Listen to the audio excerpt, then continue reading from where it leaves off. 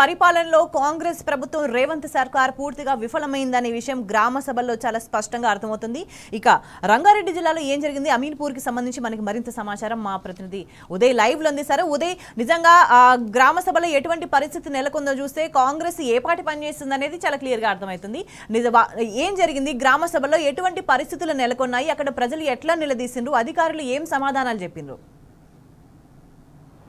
Good evening సచ్చా. ఇప్పటివరకు జరిగింది ఒక ఎత్తు, ఇప్పటి నుంచి జరగబోయేది కూడా మరొక ఎత్తు అని కూడా చెప్పుకోవచ్చు. ఎందుకంటే కొత్తగా వచ్చిన కాంగ్రెస్ ప్రభుత్వం మా ప్రభుత్వం రాగానే ప్రజాపాలన భాగంగా ప్రజలకు ఎలాంటి ఇబ్బంది లేకుండా మేము వెంటనే పరిష్కరిస్తామని చెప్పిన ఈ ప్రభుత్వం ఇప్పటి వరకు అనేక సమస్యలతో కూడా సతమతం అవుతుంది. ఎందుకంటే ఇచ్చిన ప్రతి హామీ నెరవేర్చలేకపోతుంది. దీని ద్వారా గ్రామాల నుంచి పట్టణాల వరకు కూడా ప్రతి ఒక్కరు కూడా ఈ ప్రభుత్వాన్ని నిలదీస్తున్నారు. ఎందుకంటే ఎన్నికల సమయంలో కూడా మేము వచ్చిన సంవత్సరం లోపే 6 గ్యారెంటీలుగా అమలు చేస్తాం, దాంతోపాటు ఇచ్చిన హామీలను కూడా అమలు చేస్తామని చెప్పారు.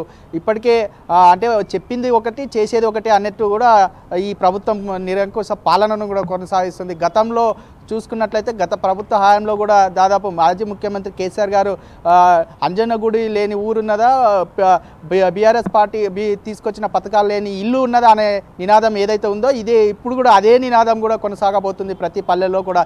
ఎందుకంటే ఆ పథకాలు తీసుకున్న వాటిలో కూడా పార్టీ అనే భేదం లేకుండా కూడా ప్రతి పథకం కూడా ప్రతి ఇంటికి కూడా అందిందని కూడా చెప్పుకోవచ్చు. దీన్ని ప్రత్యేక సాక్ష్యం కూడా ప్రతి ఊర్లో మహిళలు కావచ్చు, వృద్ధులు కావచ్చు, రైతులు కావచ్చు, ప్రతి ఒక్కరు కూడా తలుచుకుంటున్న పరిస్థితి కూడా మనం చూస్తూ ఉన్నాం. ప్రజాపాలన భాగంగా ఇప్పటికే నల్గొండ నుంచి రంగారెడ్డి వరకు అనేక సమస్యలతో కూడా సతమతం అవుతున్న పరిస్థితులు కూడా మనం చూస్తూ ఉన్నాం. ఈరోజు ముఖ్యంగా ప్రజాపాలన భాగంగా గ్రామ సభలు ఏర్పాటు చేసి గ్రామంలోని ఉన్న సమస్యలు ఏంటో తెలుసుకోవడానికి ఈరోజు అధికారులు ఏదైతే వెళ్తే మాత్రం అటు గ్రామ ప్రజలు గ్రామ సభల్లోనే అధికారులంతా కూర్చున్న తర్వాత కూడా వారిని ప్రశ్నిస్తున్న పరిస్థితి కూడా మనం ఉదయం నుంచి చూస్తున్నాం. ఈరోజు మొదటి రోజు కాబట్టి ఈ రోజటి నుంచే కూడా గ్రామ సభల్లో కూడా తీవ్ర వ్యతిరేకత కూడా స్టార్ట్ అయిందని కూడా చెప్పుకోవచ్చు. ముఖ్యంగా రంగారెడ్డి జిల్లా విషయానికి వస్తే మహేశ్వరం అమీర్పేట్ గ్రామ సభల్లో కూడా ఉదయం రసాబస జరిగిందని చెప్పుకోవచ్చు.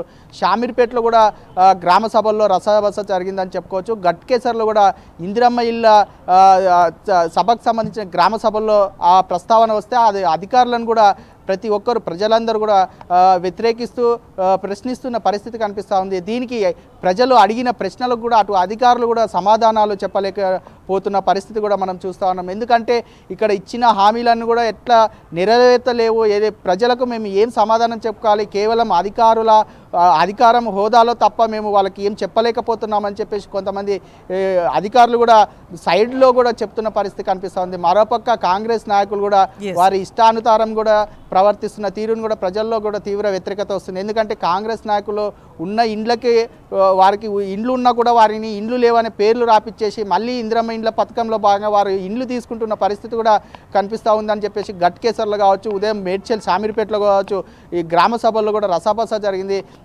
రంగారెడ్డి జిల్లా వ్యాప్తంగా ఎక్కడికక్కడ కూడా ప్రజలు కూడా అధికారులను నిలదీస్తున్నారు. ఏమైంది, ఇచ్చిన హామీలు ఏమయ్యాయి, మీరు ఇచ్చిన 6 గ్యారెంటీలు ఏమయ్యాయి, కేవలం ఒక గ్యారంటీ ఉచిత బస్సును తీసుకొని మీరు ఇప్పటి వరకు కాలయాపన చేస్తున్న ఆ ఉచిత బస్సు కూడా ఎవరు అడిగారని చెప్పేసి మహిళలు అధికారులను కూడా ప్రశ్నిస్తున్న తీరు కనిపిస్తూ ఉంది. స్వేచ్ఛ.